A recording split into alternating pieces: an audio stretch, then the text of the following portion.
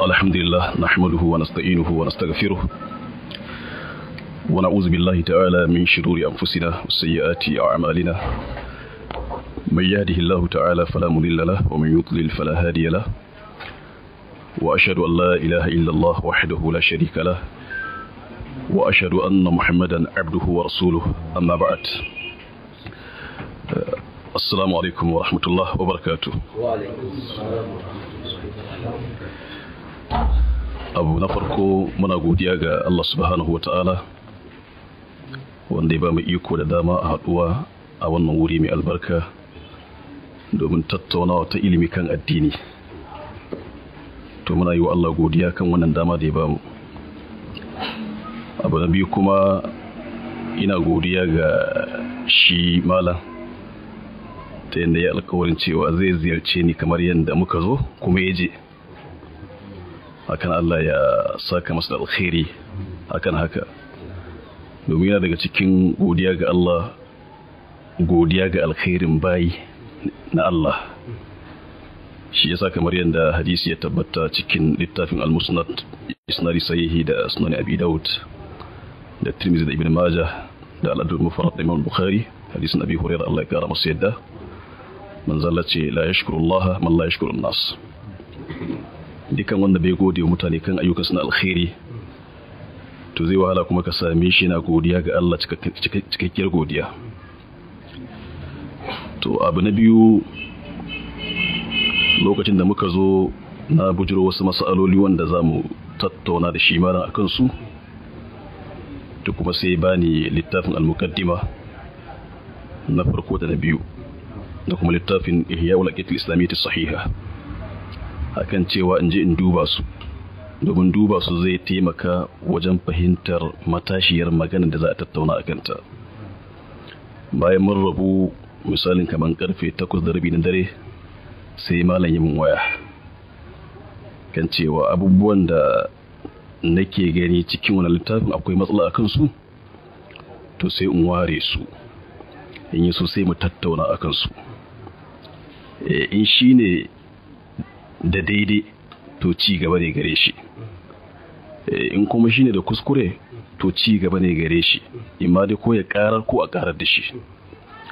To na yi farin ciki da wannan magana kuma sannan na karbe ta, dan haka ma shi yasa na zo da ita muqaddima din ta farko da ta biyu da kuma littafin shi Ihya'ul Aqidati al-Islamiyyah as-Sahiha. Abu na uku da nake so in yi magana akai wanda yake dab da na ƙarshe shine kan tattaunawa ta ilimi. Wannan shine abin da yake wajibi kan al'umma, domin muka duba rayuwa ta magabata za mu ga akan haka ta gudana, kuma sai mu ga an samu alkhairi masu tarin yawa a ciki, wanda sabaninka da mutum kan wata mas'ala cikin mas'aloli na addini to wannan bai zama dalili na gaba ko na faɗa ko na rigima, sai dai zama na dalili na a tattauna domin a tantance abin da yake daidai da abin da yake ba daidai ba.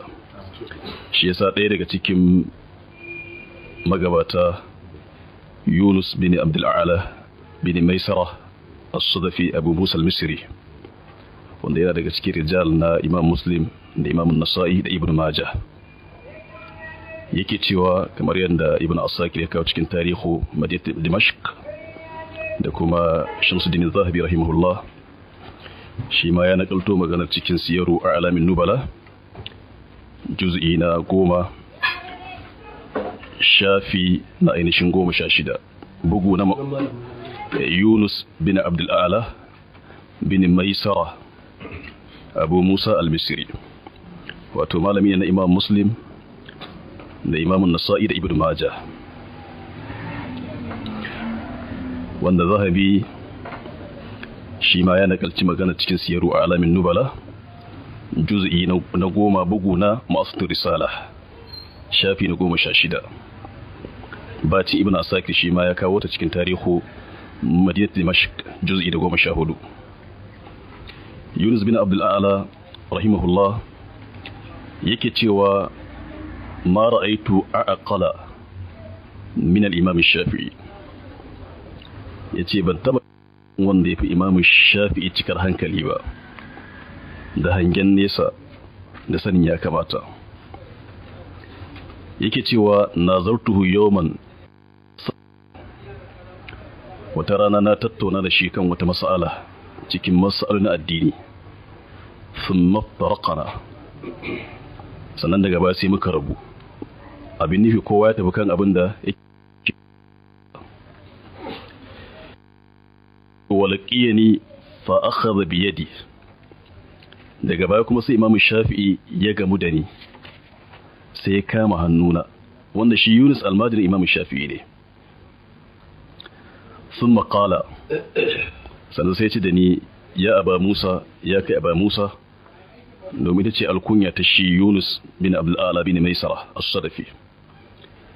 Ya ce, ala yastaqimu an nakuna ikhwanan wa illam nattafiq fi mas'alatin? Shin ba zai zama daidai ba mu zanto ƴan uwa a addinance, ko da ba mu haɗu ba kan wata mas'ala cikin mas'aloli na addini? Yace to wannan magana da Imam Shafi'i ya gaya masa, to tana nuni game da cikar hankali da sanin ya kamata na shi Imam Shafi'i. Shine Shamsuddin Az-Zahabi rahimahullah a shafi na 17 cikin Siyaru Alamin Nubala juz'i na 10 yake cewa wa hadha yadullu ala kamali aqli hadha al-imam wa fiqhi nafsihi. Yace wannan yana nuni akan cikar hankalin wannan shugaba Imam Shafi'i da kuma cikakkiyar fahimta da yake da ta addini. Yace wa ma zalan nuzara'u yakhtalifun.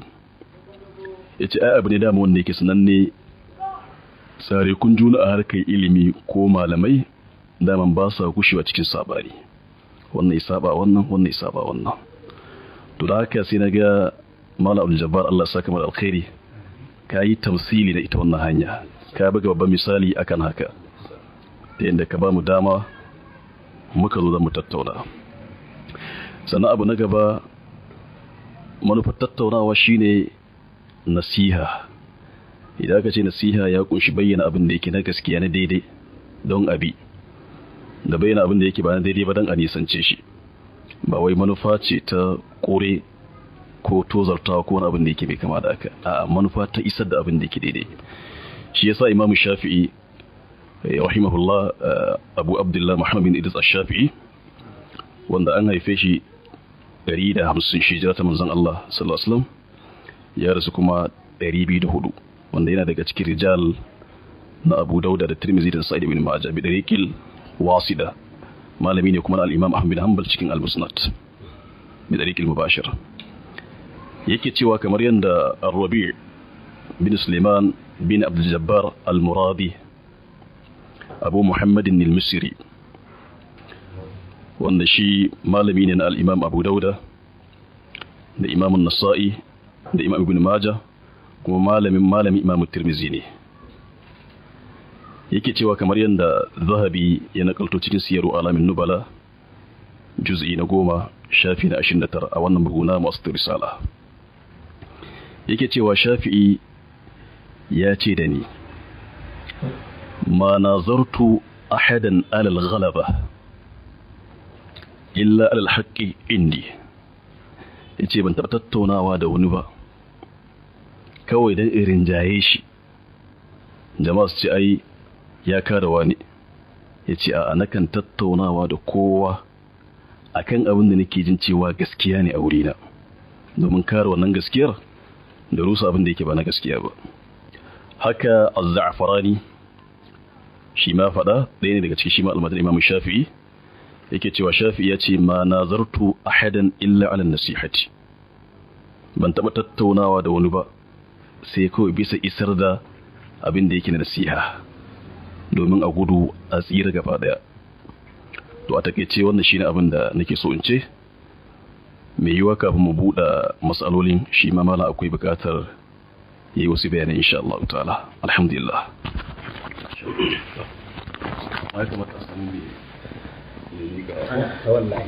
أعوذ بالله من الشيطان الرجيم. بسم الله الرحمن الرحيم. والصلاة والسلام على أشرف الأنبياء والمرسلين وآله وصحبه ومن والاه واقتدى به واستنى بسنته وانتهج نهجه إلى يوم الدين. تالله لولا الله ما اهتدينا ولا تصدقنا ولا صلينا فأنزلا سكينة علينا وثبت الأقدام إلا قينا إنا إذا سيها بنا أتينا. وبعد ‘yan uwa mahalarta na mana maraba, musamman bakinmu masu girma waɗanda suka bi hanya wadda ita ce hanya wadda ta fi dacewa, ta fi cancanta, ta fi kama da koyarwa irin ta ma'aiki da umarni na alƙur'ani. A zauna a duba al'amura a tattauna. To a gaskiya ni ba wani takdimi da zan tsawaita, saboda a dama kusan kullum ni jawabi na kenan, a zauna da kuma misaloli a duba kuma zama na Allah kamar da malam ka tsawaita, ba batun cewa in galaba ko in ɗaukaka ko sani da'awa. A'a, ni gaskiya ina take in fahimci ta ko a fahimtar da ni. To wannan dama ni abu ne da alhamdulillah ba sai na ta tsawaita shi ba, ina jin duk karatu na akwai shi a ciki.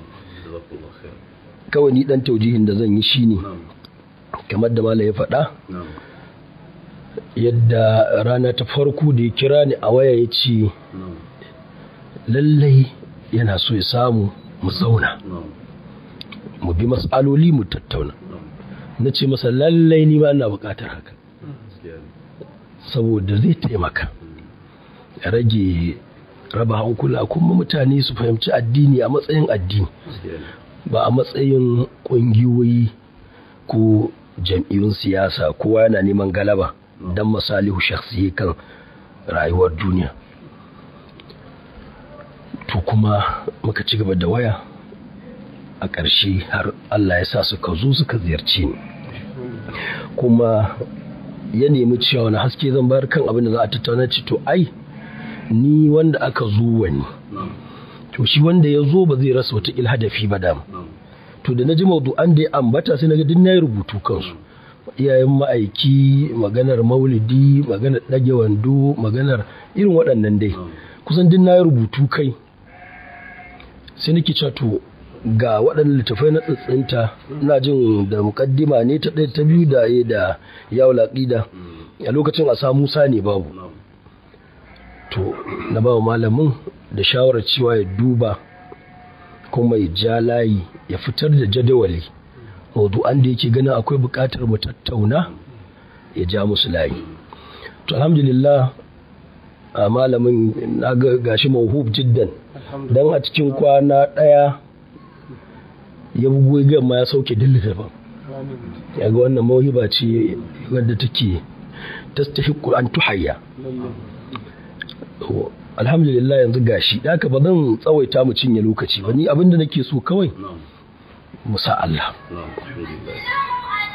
Shi yasa na so dama in kira tun farko dimmewa ya kashi, do Allah do annabi dimmewa ya kashi.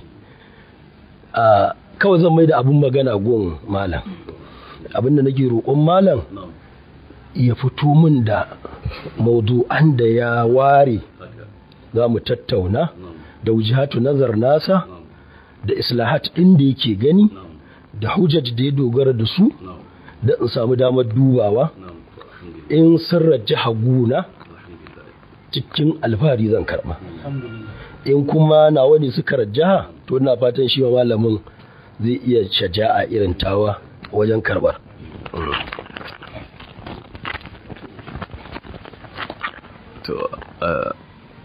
Alhamdulillah rabbil alamin, wassalatu wassalamu ala rasulillah.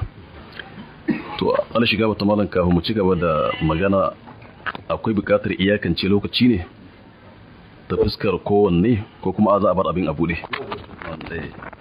Abinda malamin nake so ya fahimta, aini da yake kusan din na faɗi adilla, bayanai na duk sun gabata, kawai yanzu ai malam fage naka ne, ka su kwane shi kawai kai ta faɗar ni ga biro a hannuna ina ɗauka, sai sadda ka gama bin niƙaɗin da kake ganin za mu tattauna sai a damun da abin magana. To jazakumullahu khairan. To abu na farko dai wanda za mu duba shine makoma ta fuskar dalili ga kowane musulmi. Da wani littafin za a fara? Shi na fitar da masalolin ne. Yanzu in na gama na'am. Ya zama bu littafi ta ka karanta nufin haka na'am. Misali mu fara da shi na farkon. Na'am. Yawon laƙida. Na'am. Inda ka ce da ta'aƙibi kansu. Na'am. Sannan mu dawo kan mujallar. Zai zo baya daman in na gama wannan bayanin da nake so in yawa. Makoma ga kowane musulmi daman ta fuskar dalili shine littafin Allah. Da abin da ya tabbata na hadisan manzon Allah sallallahu alaihi wa ala alihi wa sallam. Wanda na san malai na tare da ni akan haka 100%. Baka da ikon halatta kaza ko haramtawa sai in daga nassi daga Allah ko daga manzansa annabi Muhammad sallallahu alaihi wa alihi wasallam. Kamar yadda Imam Shafi'i Abu Abdullah rahimahullah yake faɗa cikin littafin sa Ar-Risala shafi na 16 bugu na Darul Wafa yake cewa laysa li ahadin abadan an yaqula fi shay'in halla aw haruma illa min jihati al-ilm wa jihatu al-ilmi al-khabaru fil kitabi أو السنة أو الإجماع أو القياس. wato babu wani mutum ɗaya cikin mutane har abada ba zai yi ba an yi kula fi shay'in yace abu kaza haramun ne ko halal ne, dole sai in daga nassi daga littafin Allah ko da nassi daga abin da ya tabbata na hadisan manzon Allah sallallahu alaihi wa ala alihi wasallam ko kuma ijma'i ko kuma kyakkyawan kiyasi wanda yake mu'tabar abin lura da shi wajen malamai.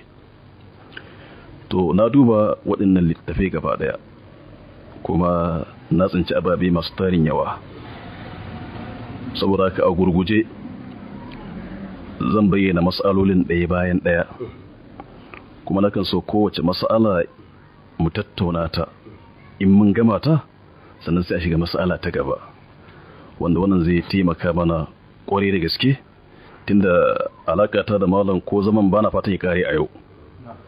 Musamman ina gani mas'alolin da na iya tsinta, ina gani na tattauna mas'ala 117 wanda nake so mu tattauna akai.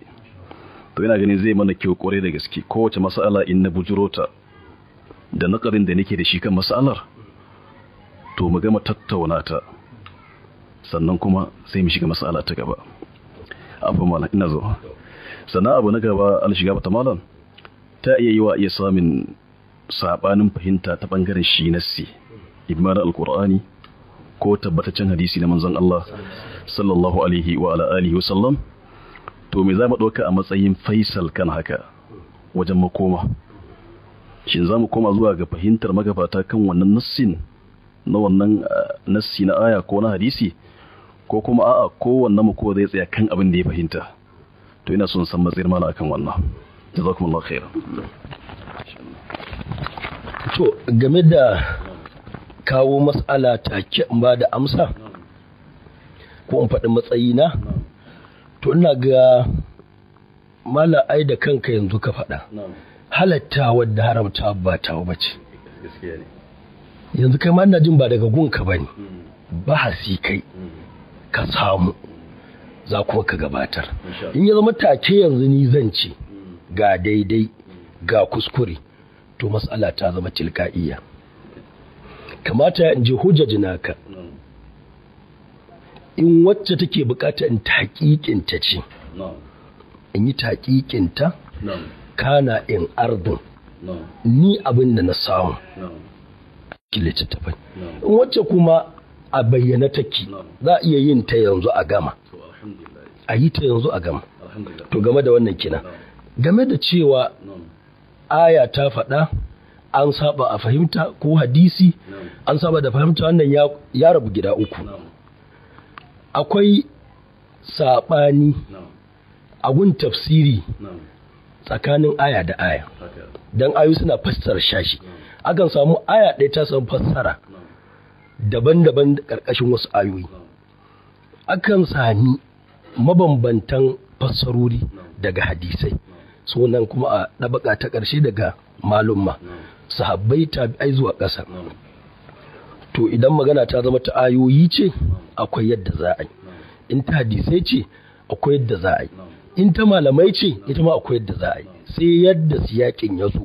A yanzu ba zan iya sani sai an kawo. Insha Allah. Jazakumullahu khairan. Alhamdulillah rabbil alamin wassalatu wassalamu ala rasulillah. To duba ga yanayi na lokaci kai tsaye zamu shiga cikin masalolin da nake so mu tattauna da malam akai. Mas'ala ta farko ita ce mas'ala kan batun asar na Abdullah bin Mas'udin, Allah ya kara masa yadda. Amin. Ɗaya daga cikin sahabbai na manzon Allah sallallahu alaihi wa ala alihi wasallam, wanda malam ya faɗi wasu abubuwa guda uku a kansa a takaice. Abu na farko ya ce firyatun ala bin Mas'udin, kagar ƙarya da aka yi ga Abdullah bin Mas'ud. Abu na biyu wajen bayyana fuskar rashin tabbatuwar shi wannan asarin, ya ce saboda akwai Amru bin Yahya bin Amri bin Salimat al-Hamdani, malai ce muttafaqun ala da'afihi. Wannan an haɗu akan rauninsa. Ina gani juz'i na farko, ina gani zama shafi ko na 272 ko wani abin da yake mai kama da haka. Zan iya bude shi ma.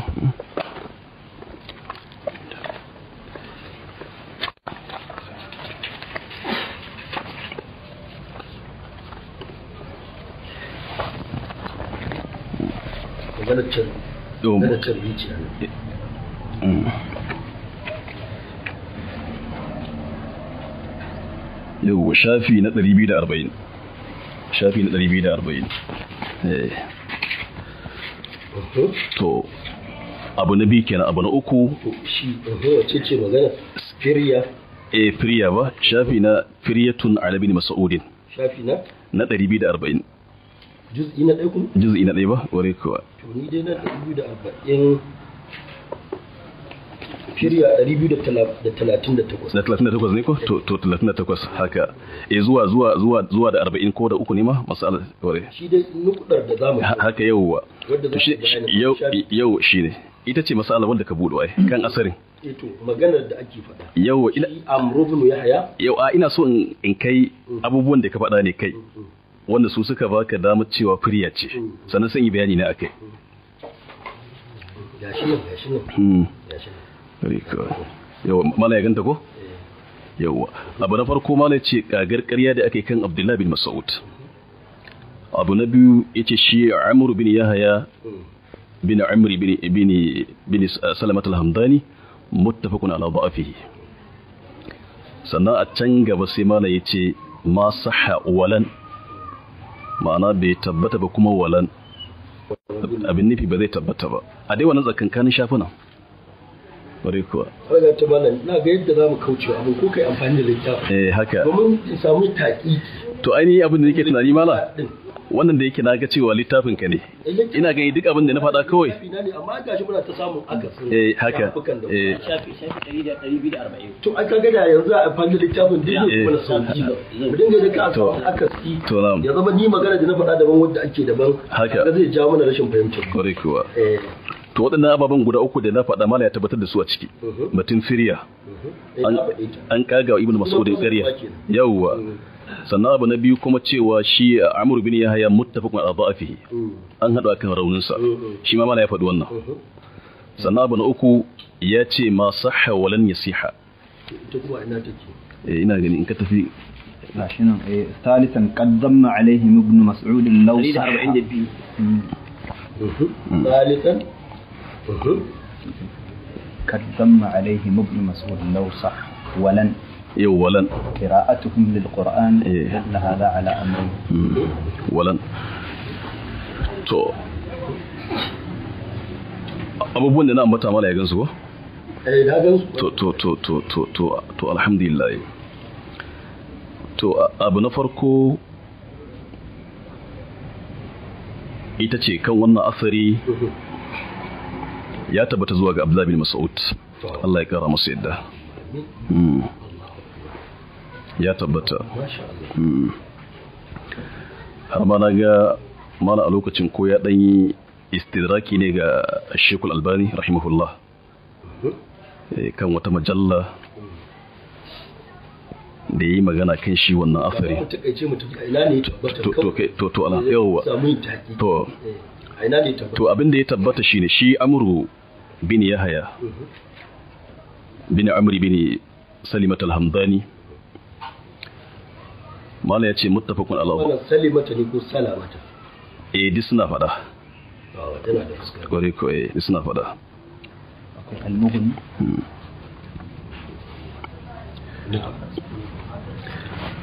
to ma'anam sai mala ya bada maraji wanda za a koma ya ambaci al-Mughni fi du'afa na shi Zahabi kuma ya ambaci Mizanul Itidal fi naqd rijal na shi Zahabi ya ambaci Lisanul Mizan ya ambaci Kitabud Du'afa na Ibn Hibban rahmatullahi alaihim. To wannan maraji da malam ya ambata a matsayin su ne makoma dan tabbatar da maganarsa cewa shi Amr bin Yahya an haɗu akan rauninsa. To idan mutum ya koma sai ga abin sabanin haka. Zahabi bai ambaci cewa an haɗu akan rauninsa ba. Haka Ibn Hajar ne Asqalani, haka Muhammad ibn Hibban Abu Hatim al-Bisti rahimahullah ko al-Busti. Ƙarshe magana ce ta Yahya bin Ma'in Abu Zakariya rahimahullah yake cewa laysa hadithuhu bi shay. To wannan maganar akan ta suka gina hukunci kan cewa batun shi Amru bin Yahya bin Amr bin Salimat al-Hamdani ne rauni ne.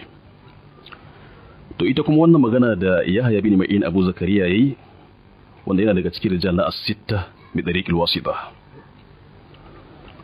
Ibn Abi Abu Ahmad Abdullah ibn Abi ya kawo ta da isnadin sa cikin littafinsa al-Kamil fi du'afa rijal zuwa ga shi Yahya bin Ma'in Abu Zakariya ibn Abi al-Kamil fi du'afa rijal zuwa ga shi Yahya bin Ma'in Abu Zakariya kan cewa ya ce hadithuhu laysa bi shay.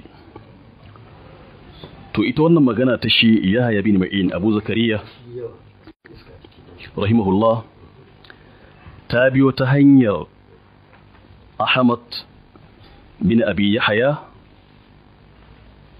Abu Bakr al-Baghdadi ta hanyar isnadin ta kansa ya biyo zuwa ga shi Yahya bin Ma'in Abu Zakariya. Isnadin ita wannan magana ta Yahya wajen mutum raunana shi Amr bin Yahya bin Amri. To shi kuma Ahmad bin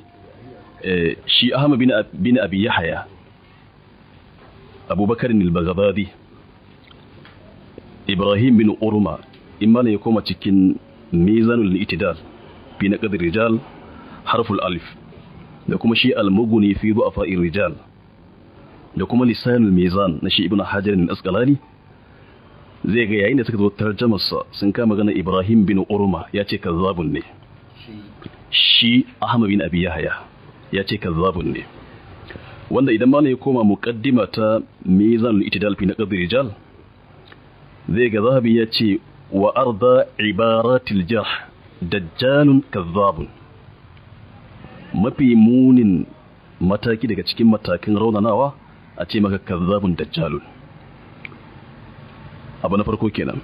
Sannan abu na biyu shi Yahya bin Ma'in Abu Zakariya al-Imam Ibn Abi Hatim Abdurrahman bin Muhammad bin Idris al-Hanzali ya kawo cikin littafinsa Kitabul Jarh wa Ta'dil da isnadin sa zuwa mahaifinsa har zuwa shi Yahya bin Ma'in Abu Zakariya Ibn Abi Hatim Abdurrahman bin Muhammad bin Idris Ibn Abi Hatim cikin Kitabul Jarh wa Ta'dil kan cewa shi Yahya bin Ma'in Abu Zakariya ya ce Amr bin Yahya bin Amri bin Salima al-Hamdani thiqatun ne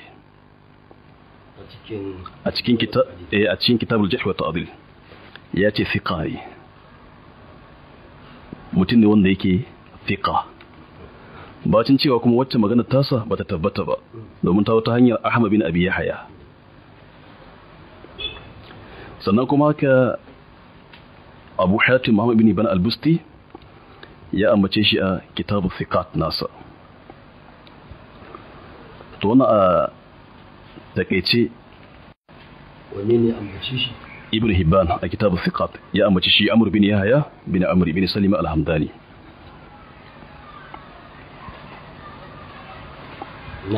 Yawa. To a takeice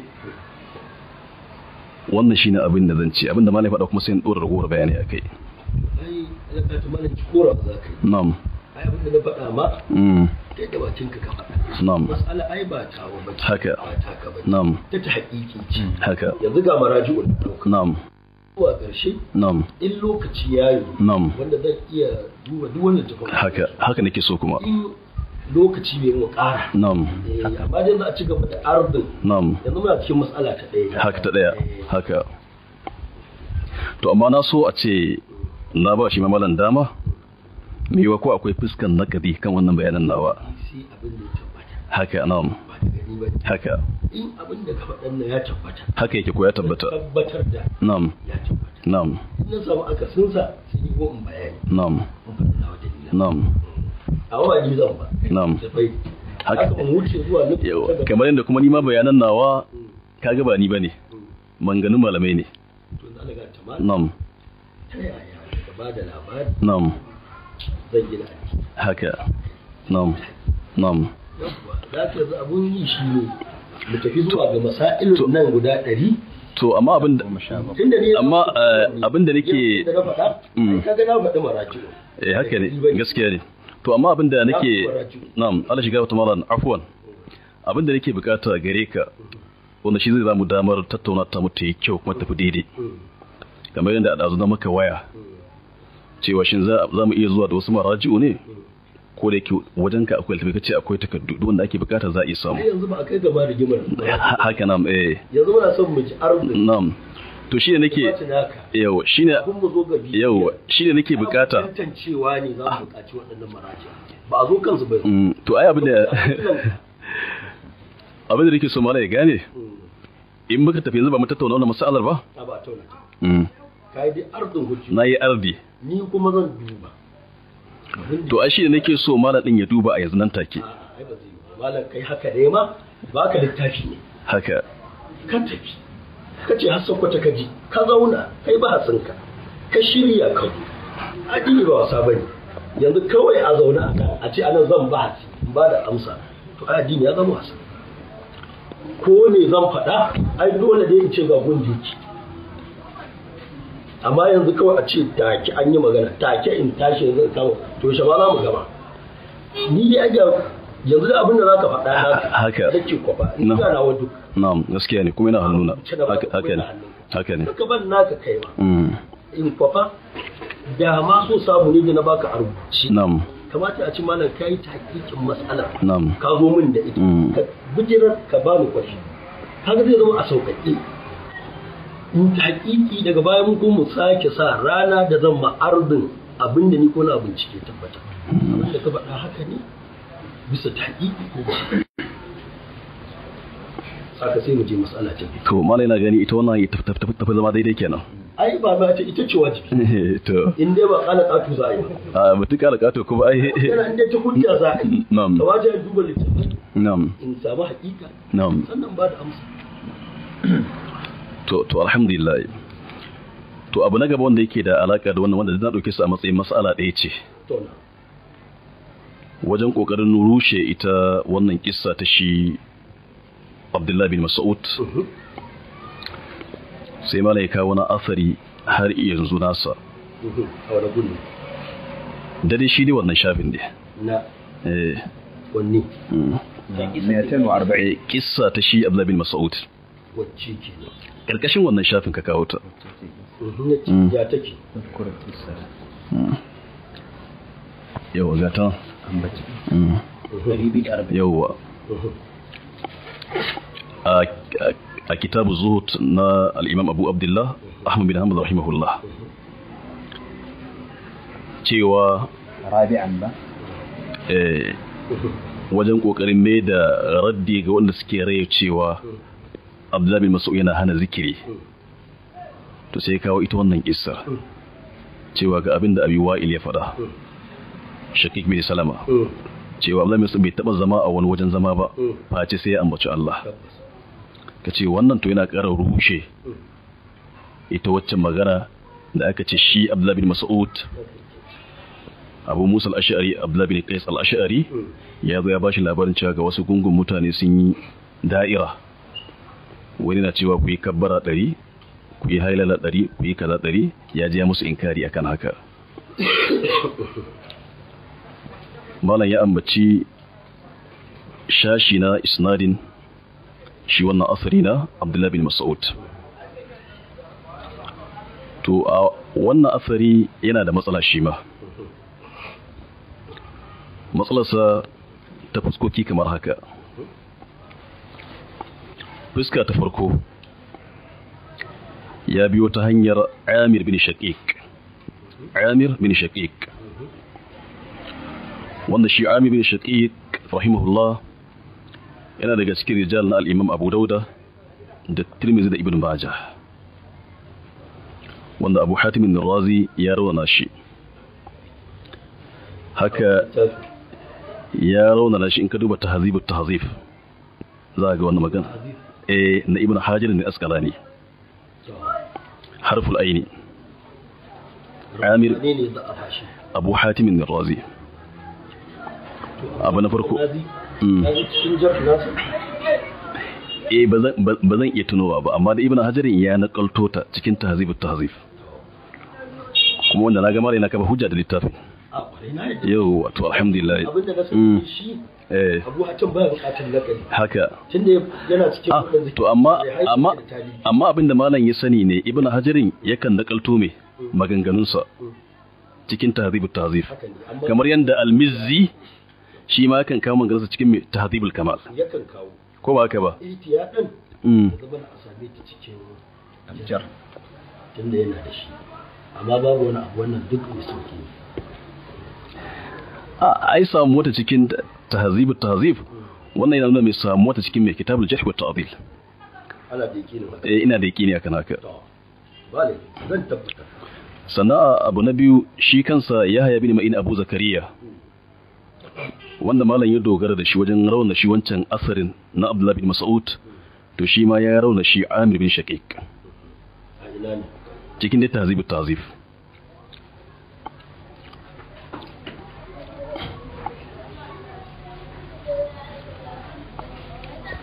Da ka mutum biyu sun rauna shi. Abu Hatim yau da Yahya bin Ma'in Abu Zakariya, wanda ka kafa hujja da magana su wajen rauna shi Amr bin Yahya bin Amr bin Salim al-Hamdani. Sana al-Harith ibn Hajar al-Asqalani sai tattara maganar su cikin Taqribut Tahzib, sai ce layyinul hadis. Ya tattara maganar su. Yace layyinul hadis, ya kama magana a takeice ta fuskar mai hukunci. Yace layyinul hadis. Tunda shi Taqrib kaga asali ne me na Tahzibut Tahzib. Dan haka ana sai ce layyinul hadis. Ma'ana mai rauni ta bangaren hadisi. Saboda ragowar yan uwa suna fahimtar yaran da muke magana da shi. Malai yana biye da ni? Na'am, wannan abin duk zamu take. To alhamdulillah. Yanzu dai alga ta mal nayi arzin nawa kuma ka ci gaba. Haka to alhamdulillah. Ka saki in garman ka kawai dan lokacin. Alhamdulillah. Sana abu na gaba. Shi Amir bin Shaqiq ya karbo shi wannan asari zuwa ga Al-Mas'udi, kamar da malam ya kawo isnadin. Al-Mas'udi shine Abdurrahman bin Abdullah bin Utubata bin Abdullah bin Mas'ud, wanda yana daga cikin rijal na Abu Dauda, Tirmidhi da Ibn Majah. Al-aslu fihi annahu thiqa, sai da ya sami ikhtilati a ƙarshen rayuwarsa.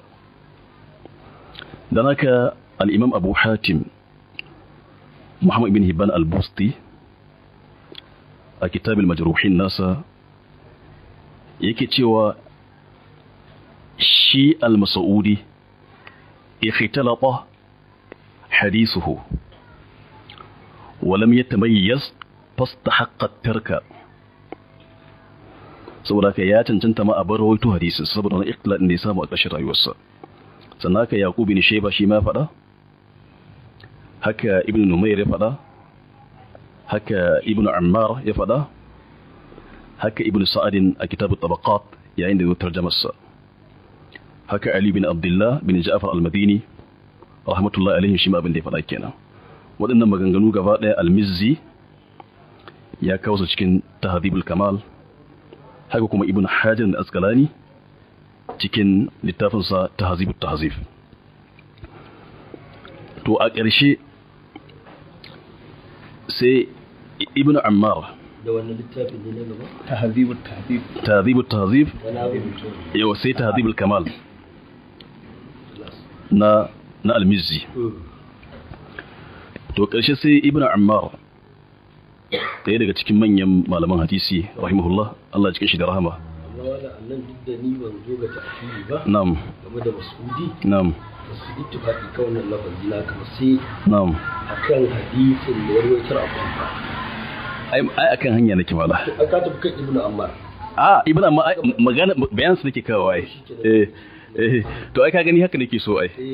Abin da nake bukata kenan in dai magana sai kai taqibi. Abin zai fito a fili kore kuwa. Yawwa. To sannan mala ya ce hadisin sa wanda ya rawaita a Kufa.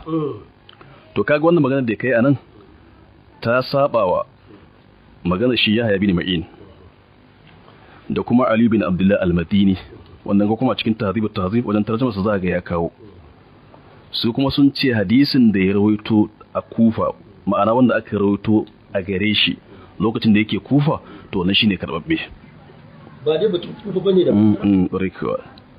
ina ne inda ya zauna Na'am. fi sittinati min umri Na'am. wanne ne inda ya zauna fi sittinati min umri ko basara Mutum wanda yake ayi naqal. Na'am. wannan mas'ala ce mai sauki Na'am. lokaci yana da tsada Na'am. wannan mas'ala za mu warware ta da gudu Na'am. akwai hadisin Kufa akwai na Basra da Mas'ud Haka na'am. karɓar na wannan gari ba a karɓar na wannan ba sauki Na'am. na musan mu tafi kan ummahatul masail Na'am. matsala 100 kace mana Da sha hudu. kuma kana cewa matsala na 100 ba ba kan kan taula su biyu Ban gaya maka haka ba. Ban faɗa haka ba. da ta'dili mas'ala basita Ban faɗa haka ba. in dai ga maraju wannan abu ne wanda ya kamata mu sassarfa a kansa don mu tafi kan haka.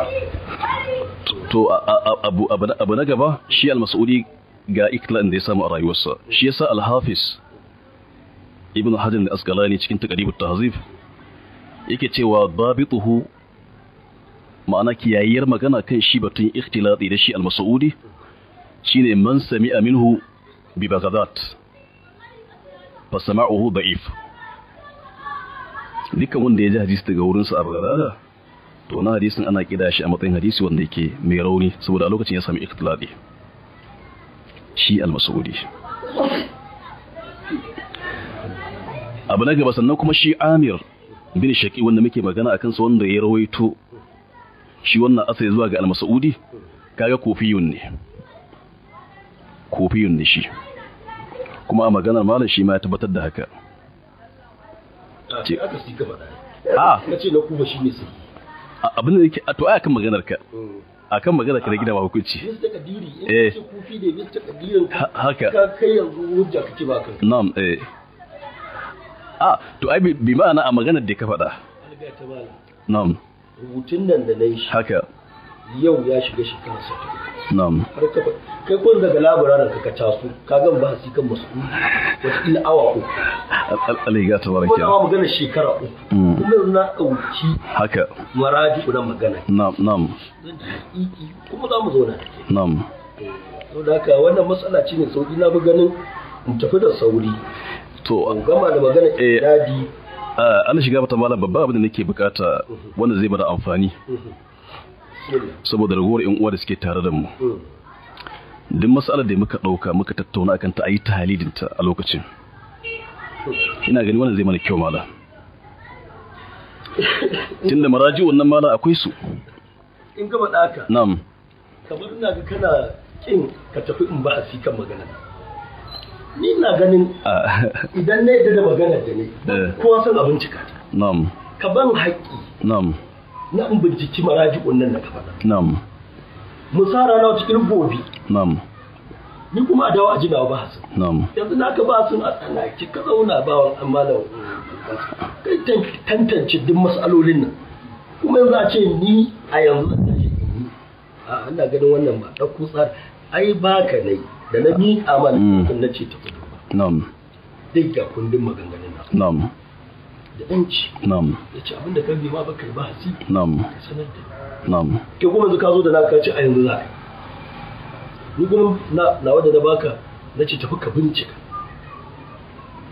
to kai ma ka ban naka wadda za ta yi wabiha ce amma wannan sunayen mazaje da ganganu kansu wannan shi'u la yuqal a ce mutum yana zaune da shi aka kamar fatiha ba zai yi ba kai ma wata kilan sanda na baka na ce kai wannan jawabin ba zai yi ba sai da kaje kai wannan bahasi ka zo yanzu kake wannan ba buraka na baka bahasi na kuma yanzu abubuwan da ka ciro na'am kan mu cinye lokaci algata ba matsala 100 kace a ta biyu muke haka in dai abin nan da aka faɗa haka yake haka yake insha Allah na'am wallahi tallahi na bincika maganganun nan na samu haka suke za a sami sako insha Allah na'am matsala ta ɗaya ce kawai in na samu da wani abu zan ce ga wani haka na'am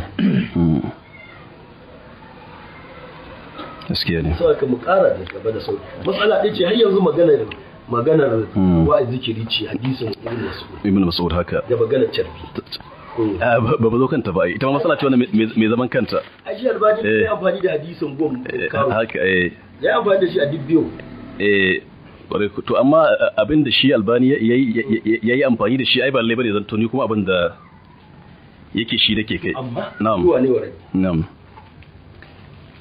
mal albani kai waradi rahimahullah ni shi na sani yanzu ta ga tudu amma ni yanda albani yake magana kafin matsala ta dawo kan malal alƙasa haka ne to liman za ka yi magana? to malai ba dama? wallahi al'amuri ilaikum na'am to bismillah insha Allah bismillahir rahmanir rahim alhamdulillahi rabbil alamin wassalatu wassalamu ala rasulillahi wa ala alihi wa sahbihi wa man tabi'ahum bi ihsan ila yawmiddin amma ba'du assalamu alaikum wa rahmatullahi wa barakatuh na farko dai Allah baka lafiya yau mun yi wannan zama muna tara ga wata Allah wannan ya zama karijin a ta dora ma za ka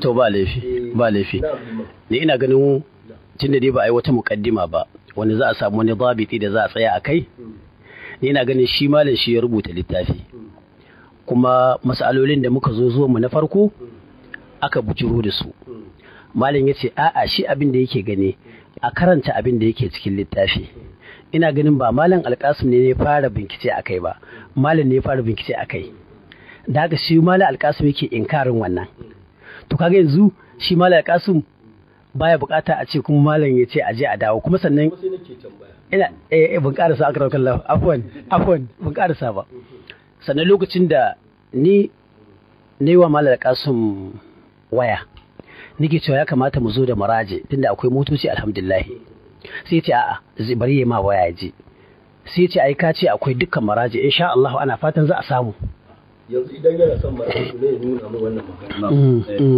wanda ya bahasi ya fitar da ita duk littafin da ya faɗa yanzu zan je yawa amma ni yanzu ai ba kokari na in tabbata maganar sa akwai da ko babu ta wani rigima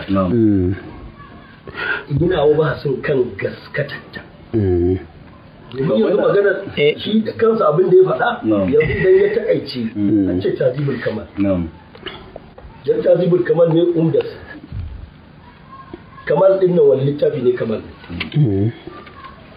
ni na da kamal din wani ne kamal na Abdul Gani bin Abdul Wahid bin Ali ibn Makula yana nan al-kimal wani adi kimal ne to ci kamal din da ai kimal din daga kimal din aka shine asalin sa to amma shi ko min asalar sa ibnu Makula to kuma shi mun duba kaga al-kamal Abdul Gani ya ambata shi ibn shi Abdul Gani me ya mustanbadin duka wannan jarhin da ibnu makwatin da ya gabace shi dama shine ai bare kuwa kaga yanzu tunda ya gabace shi ai shine to shine bare kuwa yanzu ka kawo maganan nan ce ka kawo min ita ce daga mustanka ni kuma ina son daga majara wataƙila yanzu zan faɗaɗa ta ka faɗi marja'i 3-4 wataƙila kawo 20 ko 30 ni ma akwai damar wannan shi to me zai ba mu wannan damar bahasi kowace mas'ala kuma tantance nukuda ɗaya cancanci shekara saboda aljanna muke ne kuma za a nemi aljanna da irin wannan digirgiran kawai yanzu a zauna kaya mu watse ko in ce kun bata guguce na bata sai an ta hakiki jama'a ni wallahi a gani na mas'alar nan sai dai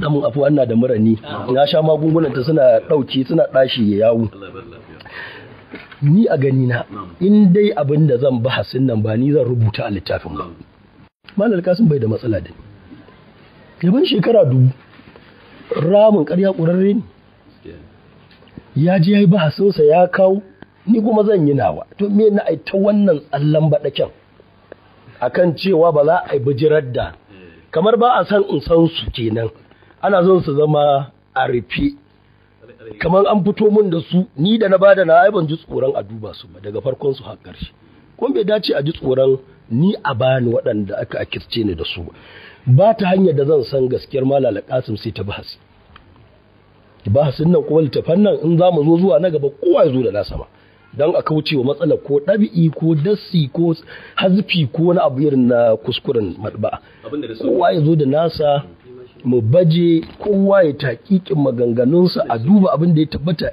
a tsaya shi yasa Allah shiga ta ba ni hanyar da so mu bita duk maganar da yayi sai a dauko mun da ina abu ya duba shi a wannan ba kaida bace to me yasa ba kaida bace saboda yana da kyau in fafi ta yadda nake bukata da bincike yanzu kamar idan iya abin da ka faɗa zan duba kai ne kenan kai mun bahas abin da nake bukata shiga ta mana yanzu misali ka ce Amiru dan Shaqiqu da'ifi ne Abu Hatam ya da'afa shi a ka ce dinda ni da yanzu agun ka naji Abu Hatim ar-Razi ya da'afa shi amma an ciro da daga tahzibut tahzib ba daga aljarh wa ta'dil ba Yahya ibn Ma'in ya da'afa shi an ciro daga tahzibul kamal to ina da buƙatar in bi wannan mas'alar to ai abinda isbatan wa nafiyan to dan me shikenan a gani na abinda nake cewa shiga to wala ba to malam so kace daga wannan zaman ba za mu kuma wani bane ai na ga maka cewa wannan zaman inda zai kai mu to inda ni amfani da gare ni to dan haka ni abin da nake gani kaga yanzu mun tsaya muna ta turjiya yana da kyau ba turjiya bace ne ga ba duk kokarin tabbatar da abin da ya kamata ba turjiya bace yanzu duk aje wannan gefe abin da nake cewa malam Allah ga ta malam inda musu zamu yi ni wallahi zo ne mu bi abin bi na ilimi in baka haƙƙinka kaga kana faɗa ina ɗauka a matsayinka na malami da kuma nake neman shari'a gunsa in na ganta wataƙila kai ma kana da irin wannan tunanin yanzu ka ga magana duk abin da ya ɗauko ake wannan ja kan asar na Abdullahi bin Mas'ud wanda yanzu muka tsallake ai kalbi da Nasiruddin Albani ya ɗau rawi ya sa a mahallin rawi ka ga ba kai ta ba kamar ta zama a farko ya ɗauko rawi cikin siƙatun ruwati ya sa a mahallin wani rawi an yi ko ba a yi ba in an yi me ya mafita in ba a yi ba ta ya za a tabbatar da wannan bisa takadiri kaga awa na kyale ba in ban ci ni ba na son in ma tadakkul ina son baka bi bahasinka da irin uslubin da ka tsara amma da misali na baka kaga da ina son ana fara wannan zan ce ba wannan ne rigimar ba ga da inda na fara mu faru ta nan to amma tunda na san magana za ta zo a gaba yanzu an ga ta mallan nukuda 100 kace ka tauna wataƙila idan yanzu ka fito min da 100 nan na bita ni kuma zan iya gano wata 300 ko 4 kaga na san malam ya yadda da ni a 200 wacce ce zan ware ta malam yana da ja a 110 wacce ce gata ga hujjojinsa na jan ni kuma wata yana da takibi, wata in karɓa wata in mayar, ko din in karɓa ko duk in mayar.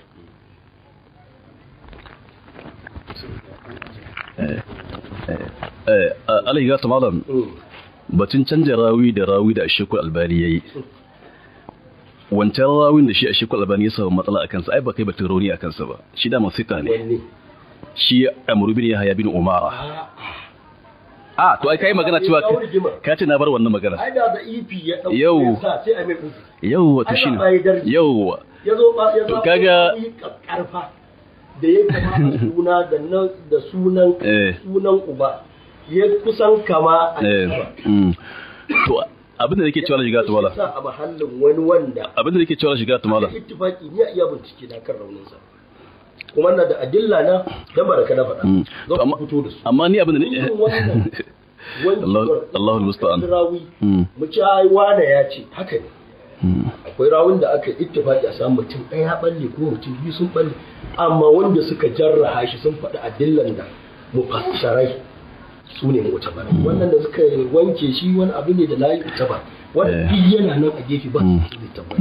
Ya gani ya riga tabbata. Abin da nake cewa ka ga yanzu idan kana da mas'ala. To amma ina so malai bane in yi magana da zai taimaka yawa. Abin da nake cewa shiga bata mala. Ai batun shi wancan rawi da Sheikhul Albani rahimahullah ya samu matsala a kansa. Wannan babu ta ba ai. Kai kanka ka tafi akan cewa sika ne. A'a wanda ya cire ba sika ba. Ma'ana wanda ya samu yayi wahamin shi Amr bin Yahya bin Umara. Iya hakuri mala. Ina zuwa mala. Ina zuwa. Sai ka wajen maida masa radi sai ka ce ai ba shi bane a isnadin, wanda yake isnadin shine Amr bin Yahya bin Amr bin Salima al-Hamdani. Kace muttafaqun ala da'afi. To kaga wannan shine akan sa nake magana ne. Duk bayanan akan sa nayi. Amma in wancan ne da wannan ko bi canja ba. In wancan ne kaga ba batun magana akan sa. Na'am To kuma nan da ne akwai ta kuma. Akwai ta. Saboda kaga ka ita ka bata. Da ita ce a gaba. Dan zai dan ya zama da ta tabbata yana sanai. A ƙa'ida ta malaman hadisi gaba ɗaya ta fasa sun rubuce. Kuma amfani. Allah ya gata mala in zamu bude wannan babi. Allah ya gata mala. Adilla su nuna haka. Allah ya gata mala. In zamu bude wannan babi za ka ga akwai abubuwa da yawa masu tarin yawa. Samin juyawa ta fuskar sunan marwaci ko ta fuskar sunan wanda ya fitar da hadisi ko wani abin da yake bai kama da haka. Yanzu ga misali bari ba da misali akai wata malaka wannan maganar. Ga Al-Hafiz Ibn Hajar al-Asqalani. A littafinsa na Bulugul Maram. In ma da ɗauki babu izalatin najasa wa bayaniha. Ya kawo hadisin Khawlatu binti Yasar. Wanda take manzo Allah ke ce mata yakafi kilma wala yaduruki atharu. Karshe sai ke cewa Tirmidhi ya rawaito shi da isnadi mai rawi. Tirmidhi kuma bai rawaito hadisin ba. To shi wanda zai bada damar cewa shikenan Ibn Hajarin wannan kalbin da ya bisa son zuciya ne? Ko kuma a'a san zuciya ko abin da ke mai kama da haka. Azumi da ban kalbi da Allah riga ta malam kar mu shiga wasu abubuwa da zamu ta bata lokaci. Allah malam Kasim na baka shaja'a. To a dalilin abin da kai da wani bai kama sa. Gaskiya ne. Tun kare ne tuna kai. Daga cikin abin da ya tabbata min mazakutar ka. Na'am. Ka tsaya mu tafi kai tsaye kan mas'alolin da suka tara. Amma yanzu mu tsaya a gu daya. Na'am. Mu koma da gimar Ibn Hajar mu ɗauko maganar azumi kuskure na azumi domin me zai da abin da kake yanda sauki hadisi ga Tirmidhi bai kawo me yayi ma'ana wannan Tirmidhi da bai lazumta sahihu a littafin sa yau inda za a tuhume shi ce Bukhari shine ya lazumta sahih to za a tuhume mutum yana son ya sahaha ne amma ce Tirmidhi Ibrahim ina ganin ba wannan ne ya goyi a dinga ban abun ba dan magana ta dinga shiga za a laga ta malam don Allah Malal Qasim kaga wallahi al'azimi a irin uzuran da nake da su girmama maganar nan taka ta sa wallahi yau ya kamata ya zama bana Kano wallahi yau ya kamata ya zama bana Kano amma saboda abin da nake cigiya na samu abunka kuma na kaddara ka da za ka yi ƙoƙarin mu jazancen nan ya zama hiwar ilimi kai zama hiwar jidali ka kawo matsalolinka ka yi min bayanin hujjojinka da maraju in duba in na kawo maka ba ka yi gamsu ba ka duba kai ma za a je ga ƙarshe dole za a ƙure ba za a ta yin haka ba amma za a ce ni yanzu watakila kaga nan a jarhi da ta'addili ina da littafai a jarhi da ta'addili sun fi 100 din na jarhi da ta'addili ne kuma al'ada ta duk wanda nake da shi sai na duba shi dan nakan tsinci magana inda ban zaci akwai ta watakila a yanzu ma ba cikin lissafi na littafan da zan duba a bahasin wani abu zai fusge ni in duba in tsinto wani abu kaga yanzu a ce a wannan ɗan daka'iku yanzu inda so nake nima in ji yadda kaja a fito da littafan kawai sai rana ta faɗi a yi magarba ina ɗibu su kuma a gama in ce bahasi zan a kai gari ya waye a gunnan zama nake in kwana ne ina bahasi na in ce ban gama ba ku ta jira kaga ai ban adalci ba amma kai bani hujjojinka ka banni in bahasi mu sa rana ka dawo yadda ka kawo bayanan nan naka wani abu kaza ya ce kaza wani abu kaza ya ce kaza ni ma in jero ma da na ce muttafaqu ala da'afihin nan ga adilla shike na laga ta mala in taimaka ka karba an bata yi ma baka tafi kai basi musa rana ina ganin jama'a za su amfana da wannan karatun har a ƙasa a wajen ƙasar nan insha Allah wani ga malam ni abin da nake magana kai tunda har malam ya riga yanke hukunci akan wannan asari har yake hukunci kan shi Amr bin Yahya bin Saliba cewa muttafaqun ala da'afihi ina gani ai malam ya riga yayi binciken sa kuma har ya bada maraji yace a duba littafi kaza a duba littafi kaza a duba littafi kaza a wannan maraji'un da malam ya bayar nace cikin su babu littafin da ya ambaci cewa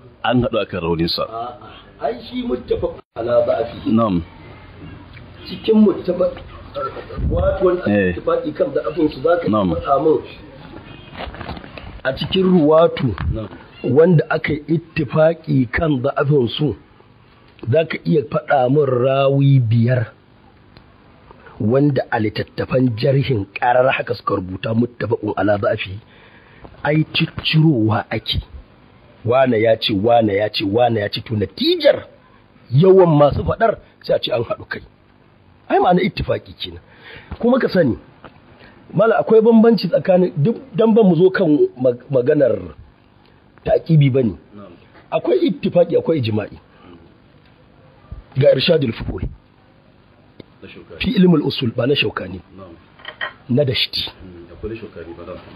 to ba na shaukanin ba gashi nan juz'i 3 ne yana bayanin ittifaqi yana bayanin ijma'i laga ta mallan agun ka me ittifaqi me ijma'i to ai ka gani kana ta rigimar na ce an yi ittifaki da bambanci tsakani kai kuma a daidai lokacin alga ta mala maganar da kake kai kuma tana nuna ijma'i ni kuma ba ijma'i ne magana ba ittifaki nake cewa su kuma malamai sun mayya tsakanin ittifaki da ijma'i to menene bambanci tsakanin ittifaki da ijma'i dan saboda mu wuce mas'ala me bambancin su alga ta mala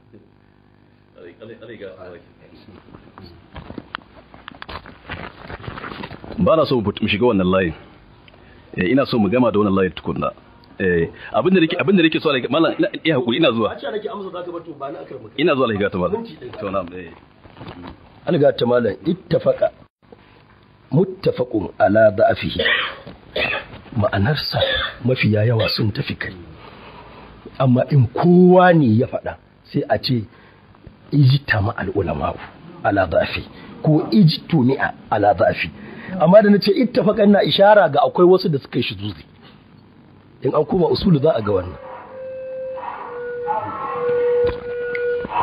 ban so mu shiga wannan layin ina da ja akan wannan magana taka ala shiga ta malam amma ban so mu shiga wannan layin na fi so da waɗannan masalolin nakan so mu gama tattaunawa akan su masala ta usulu akwai abubuwa da yawa da na fitar a cikin mukaddima wanda zamu tattauna akan su amma ba na so mu bar wannan maganar mu shiga waccan maganar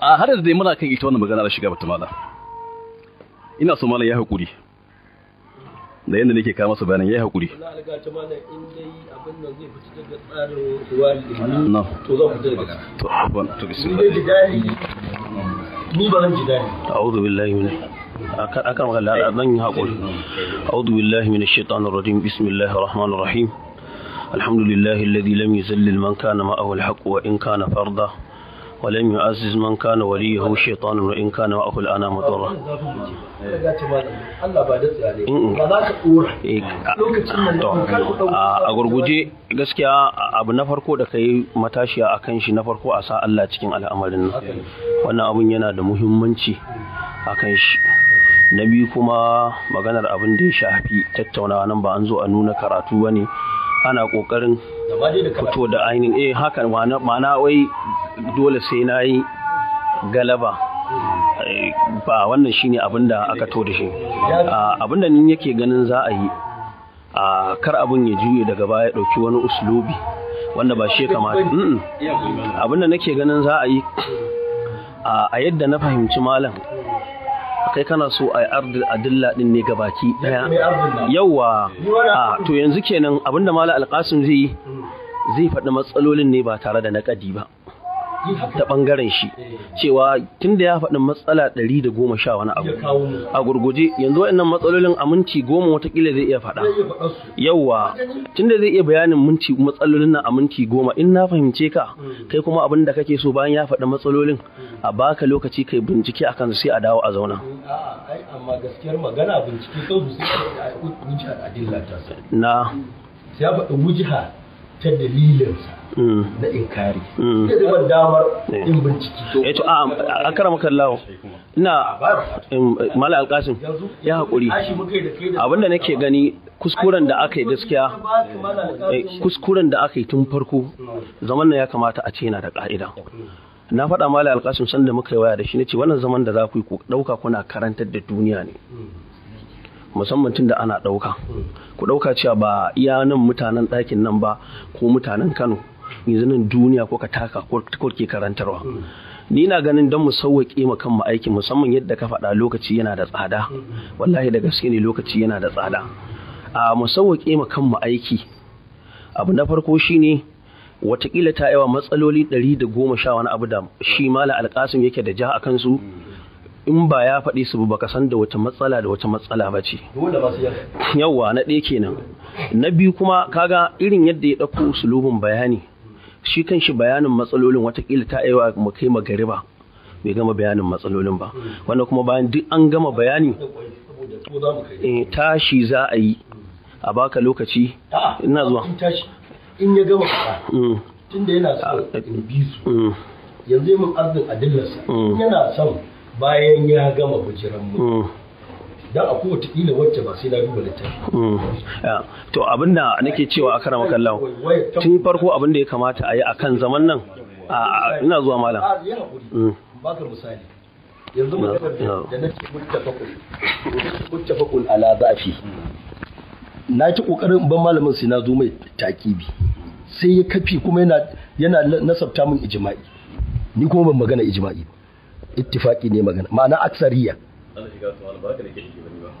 to malam ka kawo wasu dama wani rawi ne ba a samu wasu sun wanke ba ni ba ni bane mai bayani ni da ma tashi yaran idan a samu maslaha akan zaman abinda ni nake ganin tun farko ya kamata a yi kamar yadda na ce muƙaddara duniya aka zauna ana karantarwa ya kamata gurin ardil adilla na mala alƙasim akan abin da zai bujuru ya zamanto zaman yana da ƙa'ida amma ma dama yana magana za ka sa baki kana magana ya sa baki to ɗaya daga cikin hanyoyin da ba za a samu natija ba gaskiya wannan shine na farko amma zaman nan da an yi shi akan ƙa'ida a Sheikh Malam Abdul Jabbar zai yi minti 30 bayan Malam Alƙasim ya yi ardil adilla akan abin da shi yake ganin ba daidai ba ne ka ɗauki minti 30 kai naƙadi sanda kake magana ba zai ce maka komai ba sanda yake magana ba zai ce maka komai ba mutanen da duk sako zai je musu Allah ya ba kowa hankali wajen auna abin da Malam Alƙasim zai faɗa da abin da kai zaka faɗa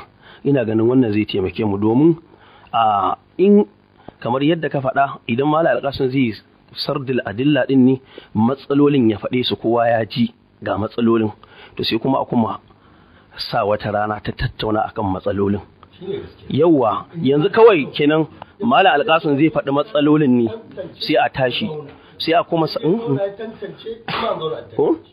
sai a kuma sa wata rana ta zama a'a yau wato idan ya gama faɗar matsalolin gabaki ɗaya watakila lokacin da ya rage bayan ya gama faɗar matsalolin to yana da kyau a ka'ida sai ya dawo ya ce to matsala ta farko ita ce kaza a cikin matsalolin 110 wani abu to za mu fara da ita zan yi minti 15 misali in yi bayani akan ta in naƙadi akan ta kai kuma muna zuwa sai a dawo maka da abun magana sai ka yi minti 15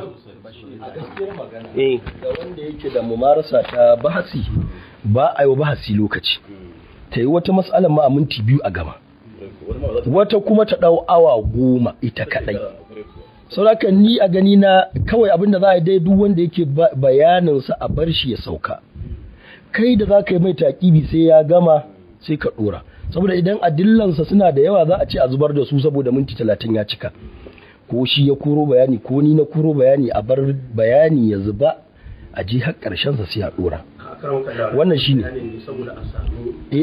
ai na yadda da bayanin da kai amma dai ni magana cewa minti 30 wannan minti 30 wancan shi nake ganin su masailin kowa za su karba ka ba akwai wadda gajeriya ce akwai wadda doguwa ce akwai wadda kuma mutawassida ce haka ni a gani na magana ce mai sauki malam alkasim ya yi bahasin nan mas'alolin nan ya zo da su hujjojinsa ya zo da su ya mun bayani abinda nake da ta ba zan binciki a kai ya bani maraji'unsa in ɗauka in ma yau bai gama bayanin nukudin nan 100 ba mu kuma sa wata ranar a kuma ba shi damarsa yanzu bai ta bayanansa in ya gama an bai gawa ba mu kuma sa za a iya da gobe mani a shawarata a ɗora wallahi in ta kama akon 10 yana arzin hujjaju nasa daidai ne gaskiya ta cancanci haka ya gama arzin adilla bayan ya gama ni kuma in juyo abinda na gamsu bincike na tabbata min abinda ya faɗa haka ne